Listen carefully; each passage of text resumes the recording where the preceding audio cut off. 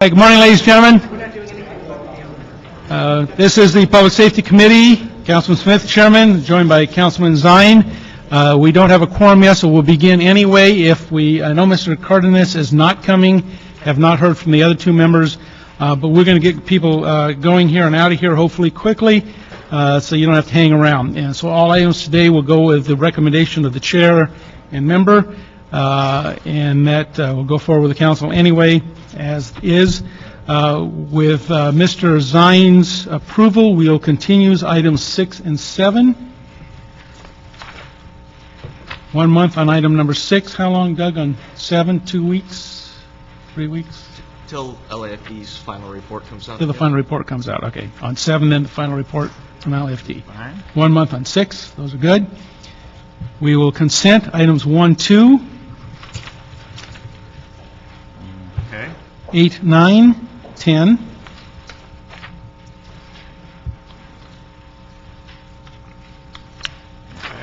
11, 12. 13, 14, and 15. Those are all basically acceptance of grants. Let's see on number 11. Okay, we'll bring back 11. Did that go out to bid? That's the 11. Was that the RFP on the OPG? OPG? Yeah, that's a bid. Second 5 years. It's on Second there. 5 years? Yeah. And there are no complaints from the police on it? No problem. Working satisfactory? Okay. That's the final. That's the final extension. Is that correct? Okay. All right. Never mind that. And that'll go. All right. Make sure they're giving good service. All right. Mr. Zion approves of those. Then we'll go to the. So if you're here on items 1, 2, 8, 9, 10, 11, 12, 13, 14, 15, 6, or 7, you may go. Have a nice day. We'll start off with item number 4, which just has a quick amendment to it.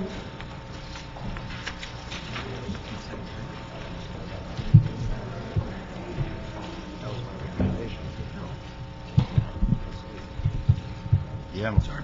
Good morning, Morning. council members. Madeline Rackley with the CAO. This report is a request to accept a grant in the amount of $550,000 for the office of the Mayor's Office of Gang Reduction and Youth Development, or the GRID office.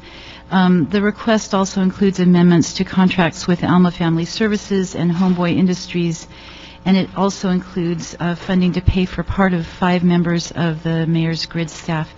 The total amount of the grant will not change, but the Mayor's office has requested a couple of minor changes on the distribution of the funds, which we'd like to read in for the record right now. Morning, Gerardo Avila with the Gang Reduction and Youth Development Office. Page 1, correction to the cost category Alma Family Services from $217,000 to $218,000. The category GRID salaries and benefits from $73,000 to $72,000. Page 2, second paragraph, third sentence, the reimbursement for salaries would be $59,393,000, and then the following sentence, where it reads, would be $12,607 for a total contribution of $72,000 is the correction instead of $73,000. The table in the middle of the page, under the grant specialist category, the correction is from $7,137 salary reimbursement down to $6,137, and the total for that column is the corrected amount is $59,393 instead of the $60,393. Page 3 of the recommendations, item number 4, again the table, the first table, first row of that table, salaries, Mayor's GRID office from $60,393. The corrected amount is $59,393. And the third category, contractual services, increases from $477,000 to $478,000. Item B of number 4, again, on the table, salaries for mayor's grid office from $60,393. The corrected amount is $59,393, and the total for that column is it'll be $72,000, which is the corrected amount from the $73,000. And then the table right after that is also corrected. Salaries, mayor's grid office, from $60,393 to $59,393. The total amount for that column is corrected to $72,000 instead of the $73,000. Those are the corrections. If you have any questions, we'd be happy to answer. And we'll also send a follow-up note to the clerk. Very good. Thank you very much. And for the record, we've been joined by Ms. Perry. We now have a quorum. Ms. Zine, you have any questions on that item? None. Mr. Cardenas did not as well. And Ms. Perry? Okay. Then that will go forward with the approval of the committee and the corrections as it's submitted. Thank you very much. Thank you. Moving on, we'll go to item number 3.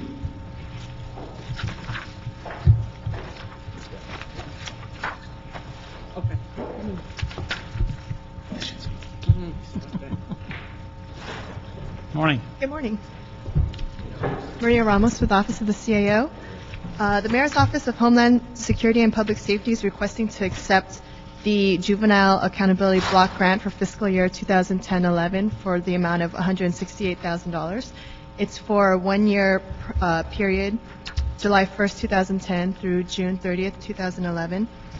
There is a 10% local cash match, which equates to about $16,776.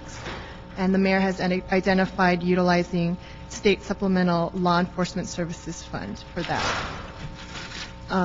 The grant will be used to support the community law enforcement and recovery sites, basically supplementing the salaries for the CLEAR operational team in the 9 existing CLEAR sites.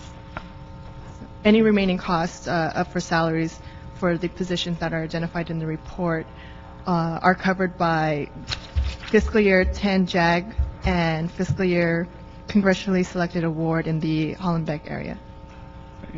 My question was dealing with the 2 city attorney positions there, the Foothill and Hollenbeck one. Are those people still in that position? Because I know there's been a tremendous amount of shifting of people from the field in the city attorney's office. Yes, those positions are filled. So they're still there and doing that work. Okay.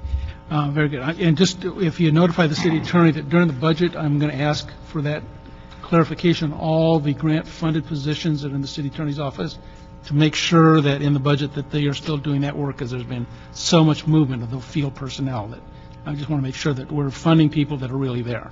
Okay? Ms. Perry? Very good. Thank you very much, and I'll go forward with the approval of the committee. Item number 5.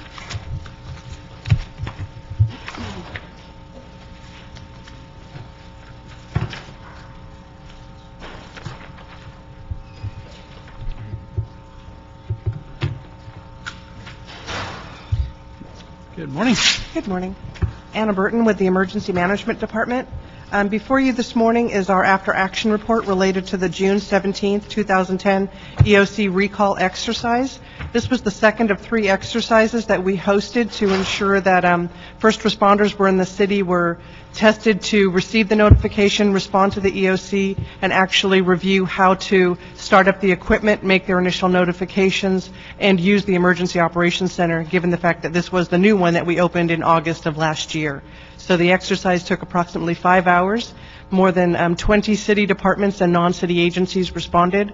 We started at 7:30. We concluded at 11:30 that morning. And this after-action report actually reflects the successes and some of the lessons we learned and things that we will implement in the future. The third exercise after this one was in July in conjunction with the statewide or Southern California Golden Garden exercise. So we primarily implemented most of the recommendations, and I think page 10 of this report. Okay. I have a question. The airport, LA Airport recently opened up, I think they call it the ARC, which is their version of Emergency Operations Center. It's a permanent Response operation. Coordination Center, Yeah. yes. Are our two centers linked? Through Web EOC, we do have the link to look and view theirs, but we are looking at ways we can better use their system and they can have access. They do have permanent seats within our Emergency Operations Center, so when they dispatch responders to our EOC, we do have direct contact with that agency. But through telephonic or how? Those people that are sitting in the EOC, how are they linked to their ARC? Telephonically, computers, are they systems? Telephonically, and if they bring radios, they can communicate, but they can also use the information systems that we have installed on the computers. We use a system called Web EOC, which is an EOC information management system. So that allows you to look into their ARC and see what they're doing? I don't know all the systems linkage. I was there during the opening of the ARC, and I know that question came up, and we are working directly with their offices to make sure that we do have that information and we can share information. Because my understanding was, and I'm sitting on that blue ribbon panel with LA Lawa PD, that there's not a lot of linking going on between that new ARC and our EOC, and so I want to clarify what that is. That's a question that's going to come up in the next few days, so FYI, be ready for it. It's come up several times, yes. Okay. I'd appreciate if you give me any, in the next week or two, if you got any information on that, because I'm part of that subcommittee that's looking at that, so. Yes. All right, thank you. Any other questions? No. Okay, this is a note and file then. Thank you very much. Thank you. And keep up the good work. Brings item number 16. And while item 16 is being called, Ms. Perry, we had already consented 1, 2, 8, 9, 10, 11, 12, 13, 14, 15, if that, and continue 6, 7, if that agrees with you, Yeah, that's those, fine. or then the action of the committee rather than the chair. All right, 16.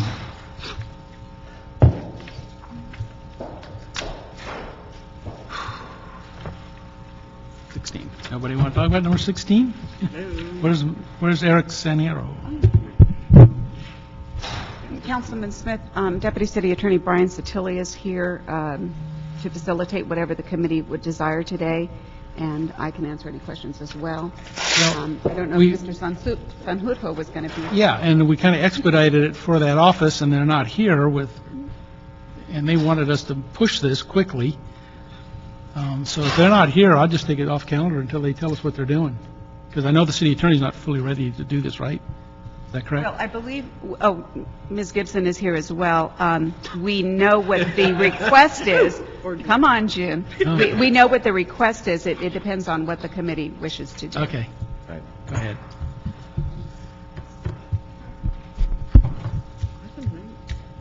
There's nobody following you. Nobody there. I feel like I walked in by accident. Yeah. You're going to the personnel meeting, right? This motion was one that was introduced by Councilmember Weezer, and it was seconded by the chair. And when this item was previously discussed, the chair, as well as the rest of the committee, was concerned about the fact that there was not sufficient guidance with respect to the ordinance that was presented.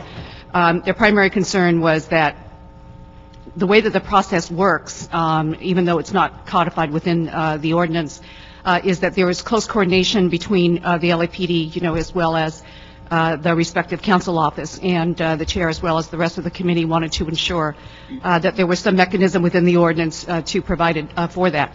In addition, the chair was interested in the LAPD providing a policy statement as to under what criteria the reward would be given. There was also discussion about the unique nature of the motion with respect to the police officers. It was a little unclear, from my listening to the tape of the discussion as to whether the committee was receptive to bifurcating that issue. That wasn't done, and then subsequently we got a call from Councilmember Weezer, who was very interested in moving that item forward, and he didn't feel that it was necessary to wait for the LAPD to develop the policy guidelines, primarily with respect to some of the other items, which had to do with property crimes. So we're presenting this before the committee on behalf of Councilmember Weezer for the committee to consider whether or not you wish to bifurcate the issue. We have also had discussions with the city attorney as to how that could be accomplished, and I think, it could be done fairly quickly.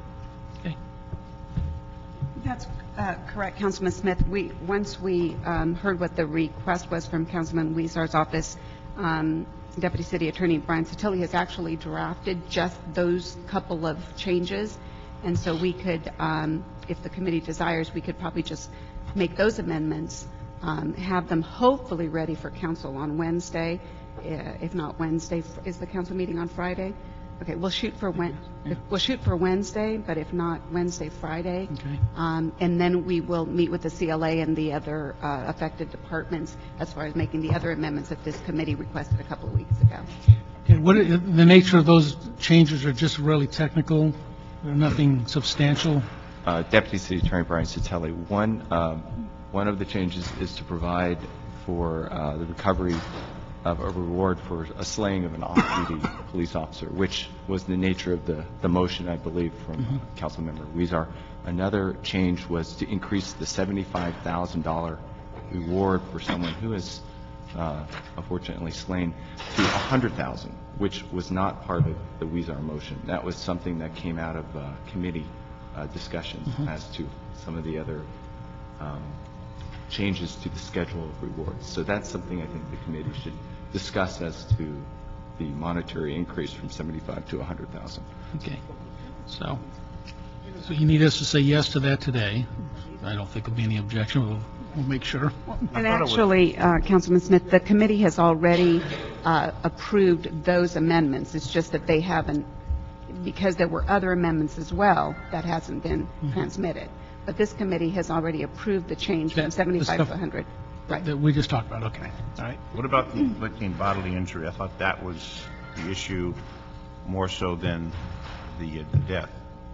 Is that still going to be part of that reward with 100, or is that 50 or 75? What are you separating death from inflicting bodily injury on a police officer? I don't believe. Well, hold it. Let me have a second. I thought we had inflicting any bodily injury. Well, if I could comment, it's my recollection of the amendment.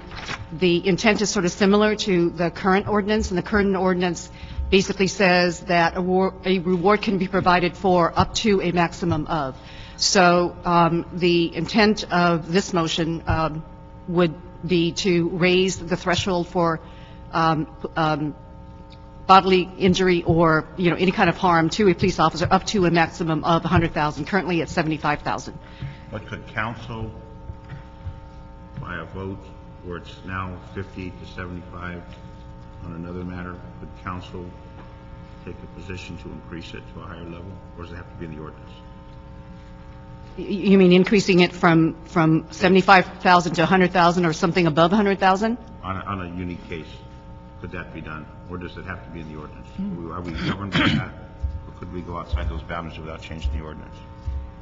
The ordinance currently provides the threshold, and if you want to increase it, you would have to amend the ordinance in order to provide a higher threshold. Couldn't be done without an ordinance change? I think it would not be a good idea to establish an ordinance that does not have an upper limit. Can you suspend an ordinance temporarily? I know we do for emergency declaration on money issues, so. When you say suspend the ordinance, what do you mean? Yeah, well, if you had a $100,000 limitation, but this was an extraordinary crime that the council said, we want more, can we suspend the ordinance for this one event and then reinstate it or something like that? Are there emergency provisions? I don't know. We'd have to look into that. We probably should, just in case that situation comes up. That would solve Mr. Zine's concern and still give us the cap. That's right. Because like what we did in the recent situation of the school officer, we went out to associations and received, it was the $75,000, which is what maximum we could do. Went out to associations and jacked it up to $100,000. So in the event of some very unusual situation, multiple officers, et cetera, and to get the reward so the perpetrator could be apprehended, to give as much as could be done, we can always go to the public sector, and that's what we did in the school situation, but I'm just looking if the barrier was there by ordinance, or that could be modified in extenuating circumstances. Let us look into that issue, and perhaps we can report back when we bring the other change that the Okay. committee requested. Maybe you could have a provision that with a supermajority of the council, you could have a suspension for a special, something like It that. had to be obviously something highly unusual, but Yeah. the possibility could Stuff exist. does happen. Okay. Ms. Perry? No. Okay. Any others, Mr. Zine? But it does have, under the current, you were looking at inflicting bodily injury. Yes. That is part of it. Yes, it is part of the ordinance. Okay. So bodily injury and ordinance. Yes. Okay. Thank you.